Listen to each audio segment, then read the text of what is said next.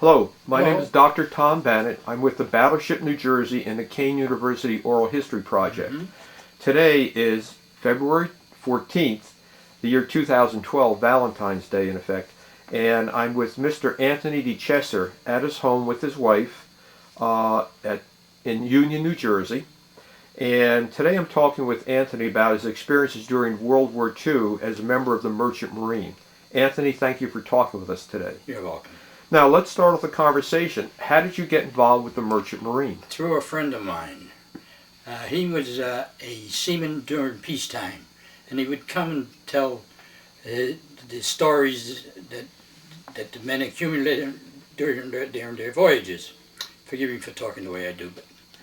And anyway, we were interested. It was about the time the war broke out, and we considered joining the Merchant Marine as opposed to the Army or Navy. And looking back, I thought I made the right decision. And he told me where to go to sign up. We went to Broadway, the lower part of Broadway. I think it was 125 Broadway, the Coast Guard office there. In New York City? In New York City, correct. And we went up, signed up, and got our credentials. And what made you pick the Merchant Marine versus the Navy or Army? Because of the way that our friend told the stories. It was a story of adventure, but we knew we were going to get into a war. We wouldn't have much time for adventure. But being that it was a new experience. I was familiar with the Army because I was in the CCCs, and I knew that they had regulations there. Well, being a free spirit like I am, I just figured, well, let me join the Merchant Marine. So you were looking for something that would help with the war effort, but wasn't too military oriented. Yes. Sure, you had done the CCC, which was run by the Army. Correct. For the historical reason. And you would then serve in the Merchant Marine from 1943 until 1946. Correct. Sure. Now, I think before the interview, you showed me some documents that you had. One was given to you by the Coast Guard. Do you have that document with you? I think so. Which one should I pick? Well, how about the large one, right over, that's covered in plastic, right under your hand? This one? This is a copy, not a copy, the original documents that the Coast Guard gave me to prepare for my new career as a seaman. And so that would allow you to become a merchant marine. Yes. This was used by me to pass all the regulations that were required to join the ship. Okay, good. And then at this point, are there any other documents that you want to show us at this point as you enter the Merchant Marine service, or do you want to wait till later on? Well, I guess this is the beginning, and I guess there's a passport here I want to show you. This is a special seaman's passport that was issued to us because we were regarded as civilians, believe it or not. Believe it or not, we were regarded as civilians. So you're technically considered civilians. You're right. And if you could hold that up for a second, just hold up the front of it. Right, like that. Right. So technically, for the historical record, then you're actually civilians serving your country in the Merchant Marines. Right. And why do they have to give you a separate passport? Because we were regarded as seamen. So you're regarded as seamen, and seamen had special passports to travel the world then? That's what they did at the time, yes. Interesting, yes. Good. Okay, good. I don't think this is eligible to use again, but I keep it as a souvenir. Okay. So now talk to us. How do you, once you get yourself certified into the Merchant Marine, you get your passport, you get your Coast Guard document, what happens next? The next is, we were unionized at the time. That's why I think we were, declared civilians. But anyway, there was an understanding between us and the Coast Guard that hey, you may be in a different classification, but you're regarded as a combat. You're going to go into combat, and they understood that, and we understood that, and we were paid. In my category, I was paid $200 a month, which is a lot of money. In your category, was that initially as a deckhand? Yes, but then I chose the next trip I made. I was documented to be endorsed for ordinary seamen, messmen, stewards, officer steward, and utility man and utility bakers. And how did you get documented? Did you just request the Well, rate? these were not classifications where you had to prove your skills. You know what I'm saying? Just an ordinary, you picked up the skills as you went. So you initially went on your first voyage as a deckhand, correct? Yes. But then what happened next? You became a steward. Why was that? Well, I went into the steward because I couldn't stand the cold and misery of the ocean. Mm-hmm. And you would be serving largely, totally in the Atlantic and Mediterranean areas, North Africa areas. North Atlantic, Mediterranean, South Atlantic, and what else did I say it was? And Mediterranean. Mediterranean. Now, do you recall? Well, first of all, how many different ships did you serve on? About? Do you recall that? Well, I'll have to. I got some documents here, but these are repeat orders, so I'd say about 6 in all. 6 ships. Yes, during the entire year, the entire time that the war was on. Now, this is important for the historical record and for my own interest. You sign on to a ship, right, yes, as an able seaman or steward. They hire you for one trip only. One trip only. That's right. And how long might that trip last? So they say 6 weeks, 2 months, or doesn't necessarily matter? Well, the troop ships took about 5 to 8 days. Troop ships I was on. I was on the Brazil carried troop ships. I was on the Santa Paula carried troop ships. I was on the John Erickson carried troop ships. Carried troops. And the rest were all cargo ships. There was the Collis P. Hunterton. There was a Victory ship I know, and 2 other that I don't recall right now. So how long would an average voyage last? Well, like I said, when we were needed in 1946 to carry troops, the war was over. We were still called to provide materials and freight, ordinary things that soldiers use, equipment, military equipment, ammunition, stuff like that. And that was the extent of that. That was. So would it last 4 weeks, 6 weeks, or Oh no, 2 it months? lasted about a year. About a year? Yeah. Really? So you would be on one ship for about a year after This is during the war. wartime, yes. Okay. And the same thing applied after. I see. So what I'd like you to do is describe for me what an average voyage was like during wartime. Where would you leave from? Where did you end up? And then you return, I assume, back to the United States to pick up more supplies. Or troops. Typical voyage. Could you please, yes. Well, each and every one of the ships, we always faced danger. There's no denying that. We were surrounded by the naval escort, which thank God we had, that saved us many, many moments of fear. And when we saw these ships escorting us, and they would go around the convoy, maybe 20, 30 ships. And we were quite a distance from the port, but we could see each ship. And as we continued on towards the enemy, eastward towards the Europe, where the war was, we were more and more apprehensive. Then the fear was starting to come into us because we would see these Navy ships releasing mines of some sort, and we could see the explosions in the water. Oh, depth charges. Depth charges. That's the term I wanted to. Yes, and we knew that there was activity below. We knew that. Otherwise, why would they be wasting their time? And we would see these eruptions around our ship, somebody else. They would be all over, and we took it to know that there was activity there. And we stayed the course. We just tried to stay calm. This was my first voyage. The other guys, well, they were more or less like seniors, A little bit experienced. They were experienced. So you were a little bit more nervous and not knowing. Yes, that was my first voyage, and after the usual, being accustomed to the ship's motion and the usual, health consequences, throwing up and what they call it, seasickness. Seasickness, yes. Goes to show you, I'm a little late in my answers. But anyway, I'm 92 years old, by the way. And so you have to forgive me. If you see a tremor or, a hesitation, I'm thinking of it, but I can't say it.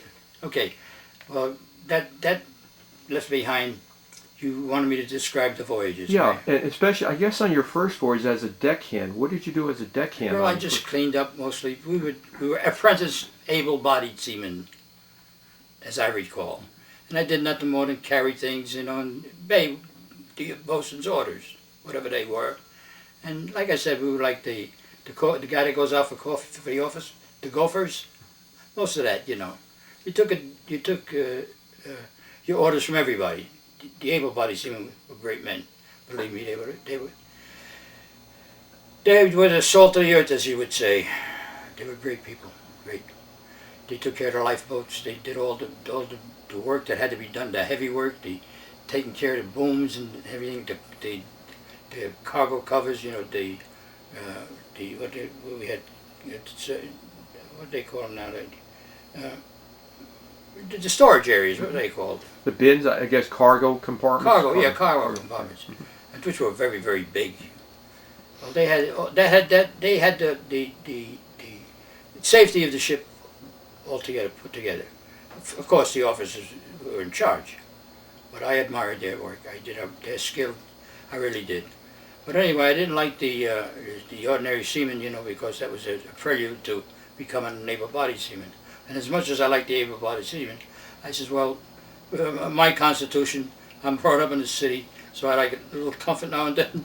I didn't want the cold wind and the breezes and the water sprays, So I went into the storage department. I become a utility man for the beginning, and I learned certain skills like being a baker's assistant. We required to do all the other work that the engineers, the engine room, they were the most dangerous part of the ship, of course, in the engine room. Why is that the most dangerous part of the ship? Because they had the furthest to go to get into the lifeboats.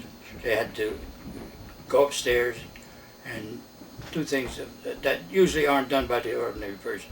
They'd have to secure things, shut off valves before they were able to, secure the ship. And if the torpedo hits, that's right. where they get if hit. It hit in the middle, yes, I think it was curtains. But most of the time, the ship was hit in the front or the back. But they always aim for the midships. So you're saying that most of the ships were hit in the bow or in the stern area? Well, what I saw of them. What you saw, and but if they hit in the center, that's where the engine room was. Well, I don't know what would have happened, but maybe I had hoped that most of them would be rescued, saved and rescued. Sure. Now, how many men were in an average crew of one of these ships? As I understand it, now this is not gospel, but I imagine 28 to 32, somewhere in that area. Mm-hmm. And what were your living conditions like aboard ship? Splendid. All I can say is very good. We lacked nothing. We had good food. We were given, permission to wear whatever we wanted, and we were more or less treated as equals. Even though the ethnic part of the story is you could be of any race, creed, or color. And that you're all same yes, people on the ship? Yes, we were all friends, absolutely. And how did the officers treat you? They would treat us magnificently, if I can use the word, because they appreciated what we did for them. Because we cleaned their rooms, we fed them, we transported whatever they asked us to do. We would carry, and all in all, whatever they said to do, we would do, and they liked us. Now, you mentioned the food was great on a ship. Yes, well. What were some of the type of foods you would eat? Breakfast, lunch, dinners? Mm-hmm. We had full breakfast, lunch, and dinner, and in between, coffee. Would you have meat for dinner? Oh yes, we'd have meat. We'd have like meatloaf, pot roast, franks and beans, things of that order. And the reason I'm asking is when I interviewed people who served in the Navy, because I've done a lot of work talking with people who served in the Pacific Theater, where they're out for months at a time, mm-hmm. and after a while the food runs low. Right. Even though they get resupplied, yes. They have powdered eggs, a lot of powdered foods and some powdered potatoes, and even though the cooks try to keep up and do as best they can, they didn't always have the best food. It sounds like your food was better than the Navy food. Well, did you have a sense of that? I can add to that, but you just said we would come in contact with these Army guys and Navy guys when we would reach port. There was no getting away from it. There'd always be a few Army guys and Navy boys, and sometimes would come would park next to a foreign ship like Great Britain or Sweden or some other country, and they would always come aboard the ship. We would invite them on a ship. We were in port, you know, and in our free time we would talk to these gentlemen. Most of them spoke English, and we would invite them on board the ship, and we would try to have this. The captain was always, you know, he kept it out of affairs as long as we were doing things correctly. We had extra food.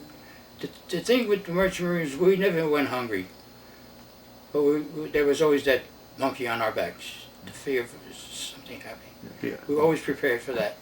But anyway, we lived comfortably, believe me. We took showers. We had all the facilities of modern life. Did you take freshwater showers or yes, saltwater showers? Yes, Again, in the Navy, they were taking saltwater showers a lot of times because they didn't have no freshwater board battleships for all the men. No, we made our own fresh water. So, in effect, then, was it sort of an understood thing that the merchant marine men lived better than Navy men? I believe they lived better, yes, but the fear of all the men in combat was there all the time. Yeah, being your target of attack by German submarines and so on like that. Yeah. When you're on a voyage, what do you do? Did you work an 8-hour day, 12-hour day, 4 on, yes. 4 off? What was it like? I'll tell you, we worked 8 hours in sewage department because, you know, it was day after day drudgery like. But the able-bodied seamen and the ordinaries and the engineers, the engine room, they worked from bell to bell. I think it was 4 hours on and 4 hours off. I believe that was the routine they used. I forget sometimes, you know, because of my age. But anyway, I think it was some kind of a system that way.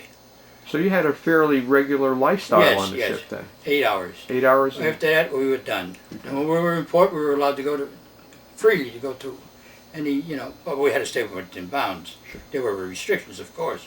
But we were pretty well, you know, we'd go on the deck, on the wharf or whatever, wherever we were tied up. And we'd get off, no trouble at all, but we had to stay within a certain distance. So once you become a steward, you remain within the steward's department because you enjoy that type of work. It was cleaner, yes, a little bit less absolutely exposed to the elements. And we so were on. never harassed by our superiors. I don't remember once. Of course, I always did my job. I don't know what the other effects were, but at least they were satisfied with my work. Did any of now? Some of your ships were cargo ships, others were troop ships. Correct. What's the difference between serving on a troop ship versus a cargo ship? How is it different? The way of course, I was more like into the kitchen part of the service, and we'd see these on a troop ship. You'd see these great big pots that the cooks used to cook the food in, and on an ordinary cargo ship, you saw stoves and, you know, refrigerators and things like that. But on the troop ships, they had to feed so many troops, so many guys, that they had to stand in lines, and at certain times, in certain parts of the day, they would feed the ship. And you still only worked an 8-hour shift on a troop ship then? Yes, even then. Even yes. then? So these poor army troops, I guess, are just waiting in line all day. Yeah. They line up for breakfast, for lunch, for dinner, yes. and then you're cooking all the time, I guess, on a troop ship. Yes, pretty much. yes. It was quite a sight to see. You know, all these guys.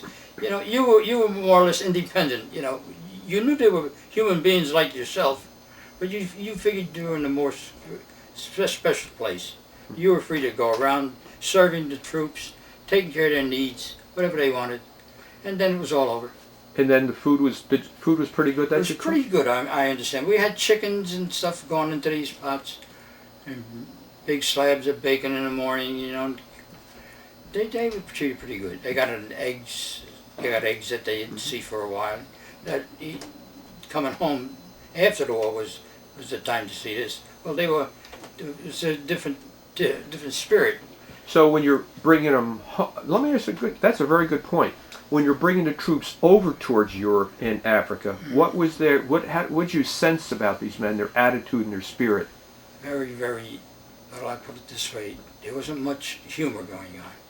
They were all solemn, faced. And a few of us would tell us of their acquaintances at home, their family life, and of course we understood because we were subject to the same things. But we would, like I said, our living style was different than theirs. But that had nothing to do with their comments to us about worrying about their relatives and ever seeing that's going, ever getting back home to see their friends, whatever. What was their attitude returning home after the war's over? Well, I saw a lot more jubilance, believe me. There was a lot more happiness. They showed us their souvenir guns and whatever they picked up on the field, the enemy, And they would recount their ordeals in the battles that they were in, like Battle of the Rhine, the French, the Belgian Bulge, French and Belgian Bulge, and all those French in Italy, when at the beginning of the war, and Italy when it was invaded, and things like that. And France, oh God, France was a delight, believe me. It was a regular delight. And just so the people who watch this someday understand, you had how many other brothers, by the way? Well, out of 7 brothers, 5 of us were in service. 5 went into service. And tell me where they went, roughly. Well, I'll give you the youngest first, Vito. He was underage. He was 14 or 15. Joe was excused from the army because he had some type of defect in his ears or his balance. The rest of us, there was Carmen, there was Sal, there was Rocky, there was me, and Dominic. 5 of us. 3 of us, I believe, yes, 3 of us were overseas in combat, and 2 remained here during the war because they had special skills. I see. They worked in factories and so on like that. Well, they had a special, Special skills, sure, yeah. And for the historical record, I did interview Anthony's brother Sal, who served as a combat medic at the Battle of the Bulge during the winter of 1944 to 45. So any historians watching this 50, 100, 200 years from now, they may look up Saudi Chessery as a companion to this interview that we're holding tonight. And they live close together. Anthony lives here in Union, New Jersey, and Sal lives in the next town over in Linden, New Jersey, and they're still very close, evidently, apparently. Yes. While we're talking, you have a picture of a troop ship in that book over there. If you could hold that up. It was described, yes. And then tell us the story. Sure. This particular attack occurred in the Mediterranean. And this is a picture of the sister ship, the Santa Paula, which I was on. Now, when we were directing our way towards Sicily during the invasion, I think the invasion was still on, we were off the coast of Africa, and we were attacked by these bombers, Ju-111s or whatever they were, or these Schmitz, whatever. Messerschmitts? Messerschmitts, yeah. And we were told to change. We were on the ordinary routes that we usually take, and we were told to change with the sister ship Santa Rosa, which was number 2 in the convoy, and we were number 3. We were told to switch. Why, I don't know. To this day, I don't know why we were told to switch. And the next day, we got reports from the British that the Germans liked to brag what they did, to make people think that they were winning the war. But they would brag about their conquest at that particular day, at that particular time. They'd tell about how many bombers they threw. I have accounts here of somewhere here, I have accounts of the British intelligence releasing the news, And, we're back again. Anthony is going to read an account that was received by the radio man aboard one of the ships he was on, the original radio communique. We were on a troop ship. On a troop ship. Santa Paula. The Santa Paula. I described it. And describes the attack on the ship. Go ahead. Now here it is. This is verbatim. This is broadcast received from Berlin, Germany, 15:35 November 12th, 1942, time 1952. Yesterday, a flight of our bombers and torpedo planes attacked a convoy east of Oran in the Mediterranean with their usual success. Our planes sank 4 freighters totaling 29,000 gross registered tons and 2 of the escorting destroyers. They seriously damaged 11 freighters totaling about 84,000 gross registered tons. 2 destroyers and another escorting vessel. 6 of our aircraft are missing. Received from Berlin, Germany, October 12th, 1943. So this would be a message that the Germans would be sending out. Yeah, this is one of the reports. I have several other reports that didn't involve our company, but we kept them as souvenirs or whatever. You may not recall what actually happened in that attack, but did the Germans normally, were they accurate in their description of the attacks from what you could tell, from what you can tell from those communiques? Or did they blow it up too much? I was familiar with the attack down in Santa Rosa. I saw the flurry of action all around us. We were using, any tactic we could to get away from the attack. Now, as far as I can remember. Was your ship attacked that day? Well, we were all attacked. The whole convoy was attacked. And what did you, during one of those attacks, an air attack by German bombers, dive bombers, tell me what goes on. What's it like? Well, nothing but hysterics, confusion, running around like a chicken with his head cut off. You didn't know what to do, but deep down in your memory, you realized that you had to do something. So you'd run to try to get to your station of where you were assigned to at the beginning of the trip. And at the beginning, where was your station? My station was on deck on the lifeboat. I was a lifeboat assistant. So if the ship gets hit, it's going to sink. Your job is to get the lifeboat down. Yeah, we were all assigned to a lifeboat, all of us.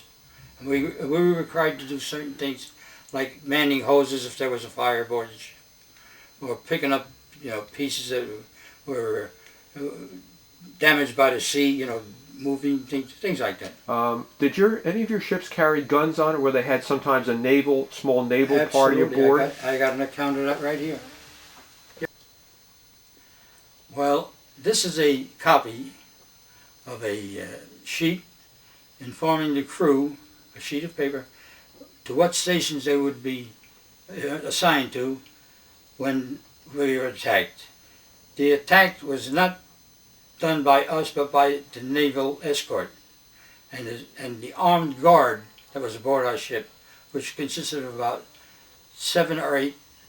No, there was about 10 Navy. They were Navy. They were not Merchant Marine. They were assigned. They were Navy personnel assigned to your ship. Right, assigned to our ship. They did a tremendous job, believe me. What would they be fired? What type of guns would they have on your ship? It's described right here. Number 3 gun, and it had the fellows. Number 3 gun on the port side, and number 3 on the starboard.